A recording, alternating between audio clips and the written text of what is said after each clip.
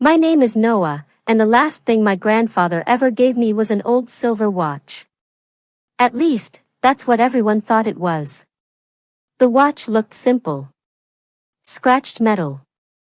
Cracked leather strap. No diamonds. No gold. Just old.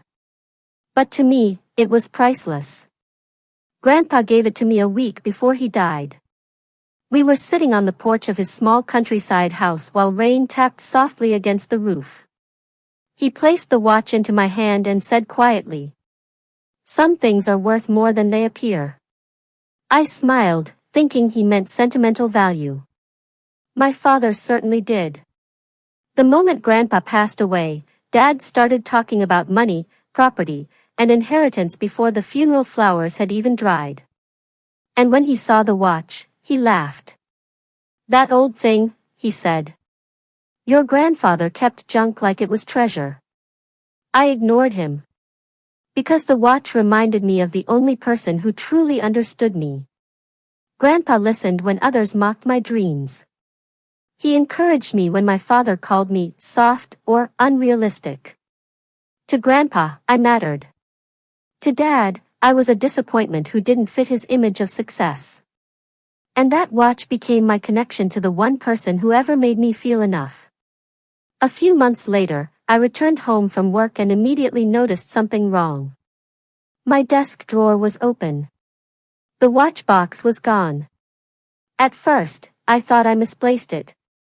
I searched my room, then the living room, then everywhere. Nothing. Finally, I asked Dad, "Did you touch Grandpa's watch?" He barely looked up from his phone. "Oh, that thing? Yeah. I sold it." I froze. "You what?" He shrugged casually. "A collector offered 46 grand for it." Honestly, I was shocked anyone wanted that ugly thing. My chest tightened. "You sold something that wasn't yours?" "It was sitting in my house," he replied. "And you clearly weren't doing anything with it." I couldn't believe what I was hearing. That was Grandpa's gift to me. Dad rolled his eyes. "It's just a watch. Stop being emotional. Just a watch." I wanted to scream.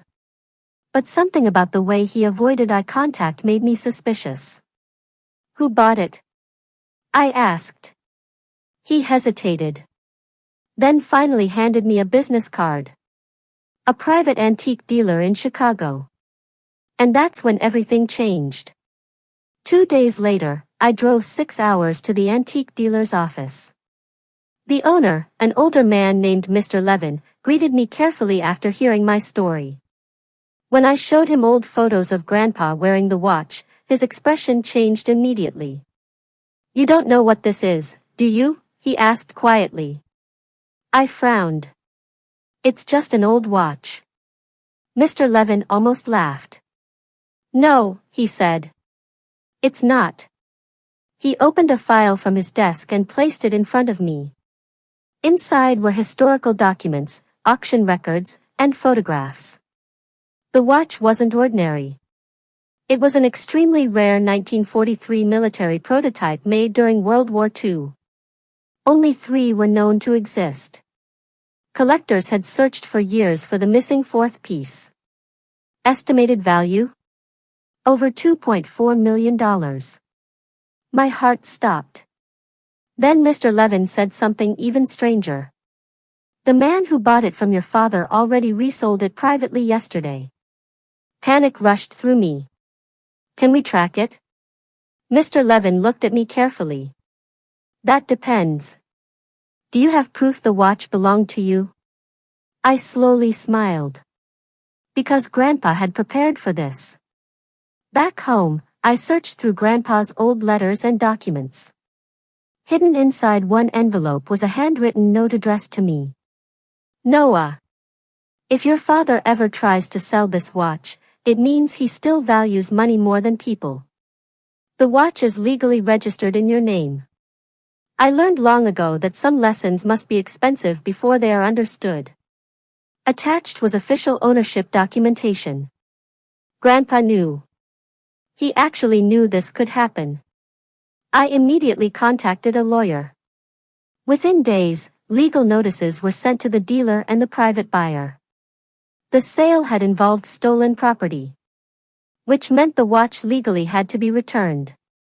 When Dad found out, he exploded. "You're seriously causing legal problems over a stupid watch?" I stared at him calmly. "No. You caused them when you sold something that never belonged to you." For the first time in my life. He looked nervous. The buyer returned the watch after legal pressure. But the situation didn't end there. The collector who bought it from my father demanded compensation for damages and fraudulent sale disclosures. Dad had already spent most of the $46,000. Now lawyers were involved. Debt piled up fast. And suddenly, the man who always acted powerful looked terrified. One night, he came to my apartment quietly. No yelling. No arrogance. Just exhaustion. "I didn't know," he admitted. I looked at him carefully. "That's the problem," I said. "You never cared enough to know." Silence filled the room. Then he whispered. "Your grandfather hated me, didn't he?" I shook my head slowly. "No. He just understood you. And somehow, that hurt him more." A month later, the watch finally returned to me. I held it carefully in my hands, remembering Grandpa's words. "Some things are worth more than they appear." Now I understood. He wasn't talking about money. He was talking about character. Trust. Legacy. My father and I still speak occasionally, but something between us permanently changed. For the first time, he realized actions have consequences. And for the first time, I stopped trying to earn approval from someone incapable of giving it. The watch now sits in a glass case beside Grandpa's photo. Not because of its value, but because it reminds me of something priceless. The people who truly love you prepare you for the world, even after they're gone. Final voiceover line. He sold the watch for $46,000, never realizing Grandpa had already made it worth millions. The end.